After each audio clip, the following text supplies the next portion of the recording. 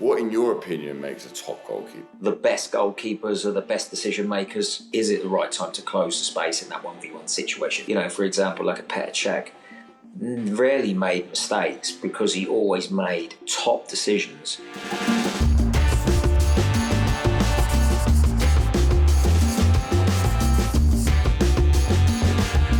Hi and welcome to this episode of Coaching Session. Today I'm joined by Sheffield Wednesday's goalkeeping coach, Darryl Flahavan, otherwise known as Flavs. Flavs, welcome to the show. Thanks, Coach. Thanks for having me on, mate. You've had a very, very long playing career and you've had a long, decent coaching career as well. Worked with you at Wigan. You know how to choose the teams, right? They've got a lot going on in the background. How do you manage that as a coach, just staying focused on the job at hand when you've got so much going on in the background? I think you have to sort of shut that outside noise out. Obviously, you know, you're well aware of the situation, but what you got to do is submerge yourself in the job and the goals and the objectives of what we want to achieve as a staff, as a football club, and personally what I want to do with the goalkeepers. So you just try and shut all that outside noise out as much as you can and just focus on the job internally. You know, your job in particular as a goalkeeper coach is having the goalkeepers highly focused, concentrated, you know, at all times during a game. Do you feel that with the outside noise there is any kind of distraction amongst the players? I think you know as well as I do. You know, I think once you're on the grass, whether it's on the training pitch or whether you're at Hillsborough or whatever ground you are at the country, you sort of that adrenaline kicks in, that professionalism kicks in, and you focus on the job in hand. You know, it's difficult at the best of times getting results in the Championship. We prepare the team on the grass, and when you're in that moment, you've got your hour with the goalkeepers and the integrating with the outfield session, and then you're part of that maybe as a defensive unit. So you're fully engaged in the session. That all that stuff that's going on the outside of it, which is well publicised here. You tend to forget that. I think you think of it more when you're as a staff member and probably as a player after training and you're sat in the office probably preparing for the next day, and these little things maybe creep in or they get spoke about. Game day, similar to when we were playing, you know, that adrenaline kicks in, you're looking forward to the game, and as coaches, all the week and all the preparation leading into the game, and things that you've worked on, you want that to come out on the Saturday during the game. So I think that's your focus the majority of the time. And I think you speak to any coach, it's their favourite part of the week when they're on the grass, and they can forget all the sort of politics that happen in football, and some of the good, some of the bad, and you can just focus on your job with the players. I can certainly relate as a player. I mean, I said we worked together at Wigan. There was a lot of outside noise going on. It didn't actually affect me. What affected me the most was seeing the staff, you know, the staff behind the scenes coming in crying, you know, and those being affected. That was the most difficult part. As you said, for me, being on the grass is the best part. One question I always wanted to ask the goalkeeper coaches: why do you guys go out so early? What do you do out there on a training day? Like what goes on? Talk us through it. Yeah, well, I think we have quite a lot to get through during a working week. I like to have 45 minutes to an hour with the goalkeepers just to get everything that I want in with them. Now, if we go out the same time as the team session, by the time we integrate into that session, sometimes, you know, it might be a warm-up, it might be a rondo, it might be a passing drill, and then they want the goalkeepers. Now, if I went out at the same time, I'd probably only get 15, 20 minutes of work. Now, a lot of my working week then is focused around the opposition, especially to the latter part of the week. And there are certain things that I want to get out of those, especially those couple of days as we get into sort of match day -3 and 2. So if I went at the same time, I wouldn't get the work in what I need. So we always take the goalkeepers out a little bit earlier, and then obviously get the work in that we want, build the session, progress the session into the final part of what I'm looking to get out of it. And then by that time, I'll time it into when the manager, the other coaches want the goalkeepers to come over, so we can get that fully 45 minutes to an hour's working with the goalkeepers. So that's why we normally go out early. How difficult is it, like, getting the timings right? Because I'm sure, I mean, I've been there at sessions before where the coach just shouts over, "Where's the keeper? Yeah. Why are the keepers not here? We need him." Like, is there a little bit of friction that goes on, you know, behind closed doors there between the goalkeepers? I think when I first started at Leeds, the manager I worked with was very sort of precise on timings. So it was a good start for me. So I knew I had to make sure I got them right. And then when things weren't on time, or whether they ran over or they called over early, when I first started, it was a little bit like, come on, you said this time, you said that time, what's going on? And it would slightly grind on me. So now I'm a little bit more, okay, no problem. I always have a little bit more in my back pocket if it does go over. And normally I have an idea, because I'll look at what the outfield session entails for that morning. I've got an idea. Sometimes there might be certain drills that they want to do, and if it goes well, they might not want to do the next one. They want to go straight into the phase of play of 11v11, whatever they do, set plays, whatever they're doing. But as I've got older, more experience, I've been a bit more relaxed on it. And if they need them, then sometimes if they go over and they haven't done a lot, then I'll take them back and maybe finish things off. How difficult is it, for example, you're working with, let's say, 3 goalkeepers, 2 get pulled over to the session, and you've got the third choice keeper with you. How difficult is it to keep that keeper motivated? How difficult is it to keep a number 2 motivated? It's a unique position in the pitch. Yeah, again, it's a lot of the time you've got goalkeepers at different stages of development. You might send over the 2 senior goalkeepers and you're left with a young one. Now, if you're left with a young goalkeeper, then I'll say, right, let's work on some of your IDPs. So let's work on your distribution. They go over and they might say to me, Flavs, we want the third goalkeeper over in 15 minutes. I'm like, okay then. So we'll start off with some short passing, manipulating the ball, and grow bigger and bigger into our longer distribution, where I'm looking at length and accuracy of the kick. It might be something like punching, the technique on punching. A lot of goalkeepers will punch the ball wrong. I know it sounds a bit funny, but the detail on the punch, the wrist, and instead of turning the wrist over, keeping the wrist out so you get more surface area on the ball. So these sort of things that maybe I'll work with the young goalkeeper. It may be a senior goalkeeper who's your third choice goalkeeper, who's 35, 36. Sometimes, depending on a senior goalkeeper, you may give them what they sort of want, and the younger ones, you might give them what they need. So you have these little things ready when you sort of, again, 2 out of the 3 might go, or 2 out of the 4 might go. So you just have these ready. And again, like I say, through experience, you learn how to deal with this. So you mentioned there, like the level of detail, opening out the wrist, closing the wrist, all that excellent detail that I certainly don't think of as a player. Yeah. But one detail that I do think of as a centre back is communication. Yeah. At the start of my career, I was playing with keepers that were shouting, screaming for 95 minutes. So I had to go home with a headache. And then in the modern day era, keepers talk a lot less. How you found that? How do you work on that to improve it? To be honest, Coles, I think it's society in general now. I think, when we were travelling to away games, coming from south up to north, a lot of the time the travelling would be on a coach. We would be flying to, or on the train. We'd spend a lot of time on the coach. And I think then we interacted a lot. We didn't have PlayStations. We didn't have tablets. So we spoke a lot. We played cards. We interacted a lot. And I think that social side of things has gradually gone now with technology.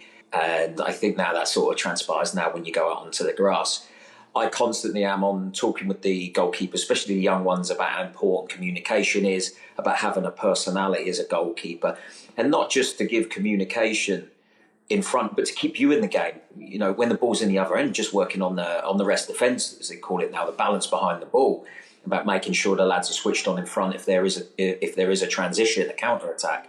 That my positioning's good, about us squeezing the team in, making sure we're in the right position. I just used to do that to keep me engaged. Yesterday, I'm working with a young 16, 17-year-old goalkeeper who's working in with the first team goalkeepers now. I told him how important it was, how body language, communication, how important it is, coming for crosses. And when you come in, to let everybody know, because as a centre-half, Coles, if the ball's coming in the 6-yard box and you don't hear your goalkeeper, you're challenging for the ball, the goalkeeper's going in, it's a big pile-up. Instead, if I call early, you might just block or get your arm across that centre-forward and make the catch an easier decision for me and an easier action for me. So it's that important, having that personality and having that communication and building that relationship, especially with those 2 centre-halves in front of you, and how important it is. And that's something that I try and back up most days with the young goalkeepers. I love it. And even the fact you mentioned about keeping yourself engaged, I do as a centre half Yeah, sometimes. Sometimes it's not even about the information I'm giving to the right back. It's literally just about me staying switched on all the time. If I've got to talk to somebody to the right, left, or in front of me, then it's guaranteed that I've got to be focused in order to do that, yeah, right? And as a defender, as a goalkeeper, it's the two probably most unforgiving positions on the pitch, right? yeah. You know, one mistake and they're in. I'm turning back, hoping my keeper bails me out. Sometimes you get lucky, sometimes don't. You've got No. no chance of a recovery. Once, if you're not engaged, you do switch off, which we do see. I mean, is there a way in which you can improve or work on concentration with your goalkeepers, whether they be young or old? Is there a way to improve that? I think it's always difficult because in the game, as a goalkeeper, you're waiting for the game to come to you. Where on the outfield, you can go and affect the game a lot in different areas of the pitch, depending on where you are on the pitch, obviously. But as a goalkeeper, you're waiting for the game to come to you. Now, I think what's crucial there, and again through experiences from playing, you realise to let the game come for you. Don't go looking for a game as a goalkeeper. Don't start running into the channels and doing the right back's job. Don't start coming for crosses that aren't your ball that the centre backs can deal with. And I think all you can do is try and keep them engaged, especially when they're doing the phases, the 11v11s, about the focus, the concentration, and just being ready for when that actual action comes. And then it's about that making that right decision. Do you go and deal with the ball? Do you drop back in your goal and defend the goal and let the recovering defender deal with it? So there's a lot of things that go into that. But that's, you know as well as I do, they're the small details that separate the good from the great, from playing in, the lower levels to playing in the Premier League. You mentioned earlier that you part of your week you focus on the opposition. Give us a little insight in terms of what you would plan and how you would work differently week to week with your keepers. So if we're playing against a team with I call them inverted wingers that will cut inside, the right footers on the left footers on the right. If we've got a free week in Monday, Tuesday, off Wednesday, in Thursday, Friday, I will look at the opposition, probably start having a look at them the previous Friday after I've got everything boxed off for the game the next day. I'll start looking at the opposition and just build a profile on their attacking players. Then I'll come in on the Monday and I'll probably do possibly a general session like speed reactions, speed and power, that sort of thing, maybe 1v1s. Then I'll start looking at the players and go, right, the two wide players look to cut inside. When they cut inside, they look to shoot in these areas. Possibly also they might cut inside and it might be an inverted box cross where they're looking to find the back post for headers. Also, we've got the 9 who's rapid. Okay, he's always playing on the shoulder. The 10's always looking to slide him in behind. Okay, that's going to be 1v1 situations for me. Also, the 10 in that pocket position, when he gets an opportunity, he's got fantastic strides. He's technically a good player. He always looks to shoot from in that lane 3 area from outside the box. And then I start then turning it into a session. So then I look at the week and say, right, that day I'll work on inverted wide players and cutbacks. And on that day, I'm going to work on balls slid in behind our defensive line and the goalkeeper then making a decision. The block spread would stay in his goal and react to the shot. And then maybe I might incorporate that with inverted box crosses where we'll say the winger will cut inside. If he doesn't end up in a shooting position, he'll look to in-swing that cross towards in and around that back post area. So I'll twofold the session and try and add all that in. And then, so the goalkeeper, then when we show the goalkeeper, then I do a meeting with the goalkeepers towards the end of the week and show them all these clips and these individual attacking profiles of the opposition. They'll go through it, we'll look at it and say, look, that's the one we worked on Tuesday, that's the one we worked on yesterday. And again, you've got to add some bits of randomness into it because randomness happens in a game. You could plan for all this and something could just be a second phase from a corner. If we're playing against a team that are direct, physically strong and powerful, we might do a lot of crossing that week because we know the ball's coming in the box. We might work on punching techniques because that's going to be something that's going to be used a lot in the game. We might work on second phase where the ball will come into the box, I'll use my shield and just push it back towards the 18 and someone come in and shooting. So we'll try and add all these little things that we might work on some second phase stuff where we'll pop the ball around in the box and someone will just shoot through bodies and it's reaction saves. So just trying to create as much as that we think from the opposition that we're going to get. But a lot of the times I'll do these sessions as well, because psychologically, I think when you're going into battle and you're looking at your opposition, and you've got a good idea of what he's all about, I think psychologically you feel in a better place, that you've got one up on them. And you know as well as I do, if you're going into a game psychologically in a good place, you'll get a little extra 10% out of them, and that's what really matters. But you've played yourself over 400 games, right? And I'm sure in those 400 games, you would have made a mistake or two. Just naturally, we all do it as players, right? We're humans. When you did make a mistake in a game, how did you get yourself out of that? Because as a player, as a centre back, I made a mistake. I'm thinking next ball, I want to go through the player. I want to go run 5, 10, 15 yards to win that next header. Do something just to get out of my head. Yeah. As a goalkeeper, how difficult was that for you as a player, dealing with that, getting out of your head? It's tough. It's tough, and it's a lonely place. Like you said earlier there, when we make a mistake, not even a mistake, even a wrong decision, it may not be a simple technical error. It may just be a wrong decision. I may come out my box to deal with the ball and misjudge it. Someone gets around me and scores. I started playing 20, 21, so I was very young. And when I did make a mistake, I found it quite difficult, and I would beat myself up about it a little bit. As I got older, I learned that these things happen in high-level sport. People make mistakes, and then it's just a case of getting over it. And I always found in the next game for me would be exactly the same there. Don't go looking for a game. Don't try and make up for your mistake. Concentrate on your job.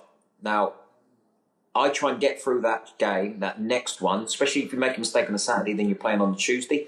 Just do the basics right. Make sure my kicking's clean and accurate and I'm playing in the right areas. If I'm playing from the back and I'm building, make sure I'm finding the right passes, not being too risque. Crosses, make sure I'm dealing with crosses and be clear and concise and make my decision early. And obviously then my shot stopping and my handling, I have to do that right as well. And if I can get through that game, doing the basics right, then I can build again. Because I've just then started again, build the platforms. It's really important that you're strong mentally, because what you don't want to do is carry that mistake over to the next game. Because if you carry that mistake over, you then start thinking about the mistake and then you start hiding in the game and putting yourselves in position where you're not affecting the game at all, like crosses or through balls. Now, that's the place where you have to then be strong enough mentally to go, okay, that's gone, that's moved on. I'm now going to focus on what's in front of me and not drift in your head too far and think about things that haven't happened yet. Goalkeepers don't have that luxury anymore to do the simple things because they're being asked to play from the back. They're being asked to split lines. How much does that weigh on a goalkeeper in today's game? Is that something that you encourage your goalkeepers to ask, or is it something that comes from the head coach wanting to play a certain style? Yeah, I mean, a lot of the time, again, I've worked with a lot of managers now over my career, and they have certain ways that they want to play. I've worked with managers that are adamant they're playing away, they want to build, they want to use the goalkeeper in the build. They want to roll a full-back inside to make a double pivot, push the wide centre-back out and push the goalkeeper into play as a two and have the goalkeeper as the right centre-back. Very, very risky, very brave. But it depends, again, on profile of what you've got. If you've got somebody of that profile that you're confident they can do, then that's fine to do it. I've worked with managers that are adamant that the ball goes back to the goalkeeper, spin it in the channel. Or we're kicking long. I want the goalkeeper to be able to kick long and deep and hit areas that I want them to hit, and then we play for second balls and play from there. Yeah, of course, there's a lot more that goes into it when you want to use the goalkeeper in the build now. And it's having that game understanding and that bravery and being composed in those situations. And obviously then you need people in front of you that are on the same page, that are going to drop and give you angles. A six that's going to drop in when maybe the press is coming from one side so we can bounce out the other centre-back. Sometimes now we're asking the goalkeeper to play really high to provoke a press so we can play around it and create the overloads. We'll have to work a lot with the goalkeeper on the ball at his feet, his ball manipulation, his first touch, his body shape when receiving, his accuracy of the pass, his timing of the pass. So there's a lot of things that we can work on. We can incorporate that into some handling drills or into some phases as well. If I was working with a manager, it was more Flavs, I just want the goalkeeper to really hit areas. I want him to kick long. Then we can focus a little bit more on defending our goal and out of possession sort of sequences. Which is the ultimate target, right? Yeah. So I look at it as a former player, / coach. I just want my goalkeeper to stop the ball going in the back of the net. Yeah. Ultimately, that's what you're there for, right? Yeah. If you can play, that's a bonus. Yeah. But what I want you to do is be vocal, stop the ball going in the back of the net, and make the right decision more often than not. 100% helps. Yeah, and I've had managers that say that. I've had managers that have just said that to me. So that's absolutely fine. If that's what you're looking for from your goalkeeper, that's absolutely fine. And again, as a goalkeeping coach and as goalkeepers that I work with, we have to be open-minded about that and incorporate that into our training. What, in your opinion, makes a top goalkeeper? The best goalkeepers are the best decision makers. I think they make the right decisions at the right time in those big moments. Of course, we could be powerful, athleticism, technically sound, great in possession. But I think, we can go up and down the country and walk into most training grounds. We can walk into 20 training grounds all over the country and go, oh, that goalkeeper looks good. He looks good. He looks good. Why aren't they playing then? Because a lot of it, again, is mentality and decision making when you're on the pitch. Is it the right time to come and deal with that ball over the top? Is it the right time to close the space in that 1v1 situation or drop and defend my goal? Shall I come for that cross or should I just pivot off and defend the goal from the header? You see the top goalkeepers, for example, like a Petr Cech, rarely made mistakes because he always made top decisions in games in vital moments. And I think that's obviously why he was one of the great goalkeepers in the Premier League. You mentioned during your own playing career that you made mistakes and at times felt lonely. How important is it for you now as a coach when you recognise that in your players? You see a goalkeeper, especially if a young goalkeeper makes a mistake. How much attention and focus you put on helping, guiding them through difficult times? Yeah, a lot, because like you say, you experienced when you were as a player that you've been through those situations and you've lived it, and you found a way over the years to get through it. And we'll always do a post-match on a match day +1, +2, and go over certain things. You end up a lot of the time being honest with them, where sometimes you're like, look, what do you think of that? Look, I think this, maybe that's something that you could think about the next time that situation happens, or straight away is, I think you could do better there. Certain times over the last 5 or 6 years with goalkeepers, especially when the ball's going back to them, and they're kicking because they haven't got options to play out, and I'm getting the manager and the coaches going, oh, he's just kicking it. Then I'll go, well, let's have a look then. Where's the centre-back dropping? Where's the six coming into that area? Or where's the wing-back dropping into that pocket in the wide area that we can find him? Now, if you want that to happen, these need to work a little bit harder in front of him, because at some point he's got to get his head down and look at the ball, and he's also got somebody running X amount of miles an hour at him and blocking his line of pass off, and it all happens 100 mile an hour. And because, like I say, you've lived it, 25, 30,000 people in the stadium, you can understand how it's not easy. You need to be there to protect them, but you also need to be there and tell them when you need a bit more from them, or you expect more from them, and try and keep their levels as high as possibly you can. How important is it for a goalkeeper to be tall? You've played 400 plus games, and you're what, 5'10"? Yeah.